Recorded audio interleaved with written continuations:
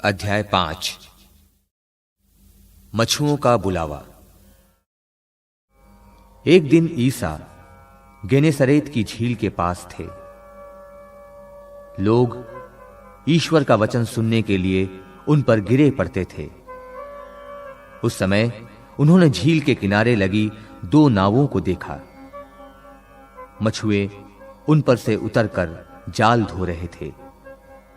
ईसा ने सिमोन की नाव पर सवार होकर उसे किनारे से कुछ दूर ले चलने के लिए कहा। इसके बाद वे नाव पर बैठे हुए जनता को शिक्षा देते रहे। उपदेश समाप्त करने के बाद उन्होंने सिमोन से कहा, नाव गहरे पानी में ले चलो और मछलियां पकड़ने के लिए अपने जाल डालो। सिमोन ने उत्तर दिया, गुरुवर, रात भर मेहनत करने पर भी हम कुछ नहीं पकड़ सके, परंतु आपके कहने पर मैं जाल डालूंगा। ऐसा करने पर बहुत अधिक मछलियां फंस गईं और उनका जाल फटने को हो गया। उन्होंने दूसरी नाव के अपने साथियों को इशारा किया कि आकर हमारी मदद करो। वे आए और उन्होंने दोनों नावों को मछलियों से इतना भर लिया कि नावें डूबने को हो गई। ये देखकर सिमोन ने ईसा के चरणों पर गिरकर कहा, प्रभु, मेरे पास से चले जाइए, मैं तो पापी मनुष्य हूं। जाल में मछलियों के फंसने के कारण वो और उसके साथी विस्मित हो गए। यही दशा याकूब और यूहन्ना की भी हुई। ये जेबेदी के पुत्र और सिमोन के साझेदार थे। ईसा ने सिमोन से कहा, डरो मत, अब से तुम मनुष्यों को पकड़ा करोगे।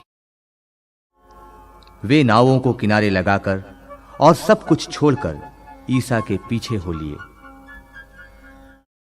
कोढ़ी को स्वास्थ्य लाभ। किसी नगर में ईसा के पास एक मनुष्य आया जिसका शरीर कोढ़ से भरा हुआ था। वो ईसा को देखकर मुंह के बल गिर पड़ा और विनय करते हुए बोला, प्रभु, आप चाहे तो मुझे शुद्ध कर सकते हैं। ईसा ने हाथ बढ़ाकर ये कहते हुए उसका स्पर्श किया, मैं यही चाहता हूं, शुद्ध हो जाओ। उसी क्षण उसका कोढ़ दूर हो गया। ईसा ने उसे किसी से कुछ न कहने का आदेश दिया और कहा, जाकर अपने को याजक को दिखाओ और अपने शुद्धिकरण के लिए मूसा द्वारा निर्धारित भेंट चढ़ाओ, जिससे तुम्हारा स्वास्थ्य लाभ प्रमाणित हो जाए। ईसा की ख्याति बढ़ रही थी। भीड़ की भीड़ उनका उपदेश सुनने और अपने रोगों से छुटकारा पाने के लिए उनके पास आती थी, और वे अलग जाकर एकांत स्थानों में प्रार्थना किया करते थे। अर्धांग रोगी। ईसा किसी दिन शिक्षा दे रहे थे। फरीसी और शास्त्री पास ही बैठे हुए थे। वे गलीलिया तथा यहूदिया के हर एक गांव से और यरूशलेम से भी आए थे। प्रभु के सामर्थ्य से प्रेरित होकर ईसा लोगों को चंगा करते थे। उसी समय कुछ लोग खाट पर पड़े हुए एक अर्धांग रोगी को ले आए। वे उसे अंदर ले जाकर ईसा के सामने रख देना चाहते थे। भीड़ के कारण अर्धांग रोगी को भीतर ले जाने का कोई उपाय न देखकर वे छत पर चढ़ गए और उन्होंने कपड़े हटाकर खाट के साथ अर्धांग रोगी को लोगों के बीच में ईसा के सामने उतार दिया। उनका विश्वास देखकर ईसा ने कहा, भाई, तुम्हारे पाप क्षमा हो गए हैं। इस पर शास्त्री और फरीसी सोचने लगे, ईश निंदा करने वाला ये कौन है? ईश्वर के सिवा कौन पाप क्षमा कर सकता है? उनके ये विचार जानकर ईसा ने उनसे कहा, मन ही मन क्या सोच रहे हो? अधिक सहज क्या है, ये कहना तुम्हारे पाप क्षमा हो गए हैं अथवा ये कहना उठो और चलो फिरो, परंतु इसलिए कि तुम लोग ही जान लो कि मानव पुत्र को पृथ्वी पर पाप क्षमा करने का अधिकार है। वो अर्धांग रोगी से बोले, मैं तुमसे कहता हूं, उठो और अपनी खाट उठाकर घर जाओ। उसी क्षण वो सबों के सामने उठ खड़ा हुआ और अपनी खाट उठाकर ईश्वर की स्तुति करते हुए अपने घर चला गया। सबके सब विस्मित होकर ईश्वर की स्तुति करते रहे। उन पर भय छा गया और वे कहते थे, आज हमने अद्भुत कार्य देखे हैं। लेवी का बुलावा। इसके बाद ईसा बाहर निकले। उन्होंने लेवी नामक नाकेदार को चुंगी घर में बैठा हुआ देखा और उससे कहा, मेरे पीछे चले आओ।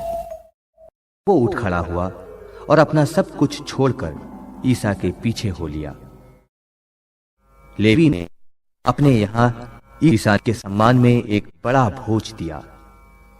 नाकेदार और अतिथि बड़ी संख्या में उनके साथ भोजन पर बैठे। फरीसी और शास्त्री भुनभुनाते और उनके शिष्यों से ये कहते थे, तुम लोग नाकेदारों और पापियों के साथ क्यों खाते पीते हो? ईसा ने उन्हें उत्तर दिया, निरोगों को नहीं, रोगियों को वैद्य की जरूरत होती है। मैं धर्मियों को नहीं, पापियों को पश्चाताप के लिए बुलाने आया हूं। उपवास का प्रश्न। उन्होंने ईसा से कहा, योहन के शिष्य बार बार उपवास करते हैं और प्रार्थना में लगे रहते हैं, और फरीसियों के शिष्य भी ऐसा ही करते हैं, किंतु आपके शिष्य खाते पीते हैं। ईसा ने उनसे कहा, जब तक दूल्हा उनके साथ है, क्या तुम बारातियों से उपवास करा सकते हो? किंतु वे दिन आएंगे जब दूल्हा उनसे बिछुड़ जाएगा। उन दिनों वे उपवास करेंगे। ईसा ने उन्हें ये दृष्टांत भी सुनाया। कोई नया कपड़ा फाड़कर पुराने कपड़े में पैबंद नहीं लगाता, नहीं तो वो नया कपड़ा फाड़ेगा और नए कपड़े का पैबंद पुराने कपड़े के साथ मेल भी नहीं खाएगा। और कोई पुरानी मशकों में नई अंगूरी नहीं भरता, नहीं तो नई अंगूरी पुरानी मशकों को फाड़ देगी, अंगूरी बह जाएगी और मशकें भी बर्बाद हो जाएंगी। नई अंगूरी को नई मशकों में ही भरना चाहिए।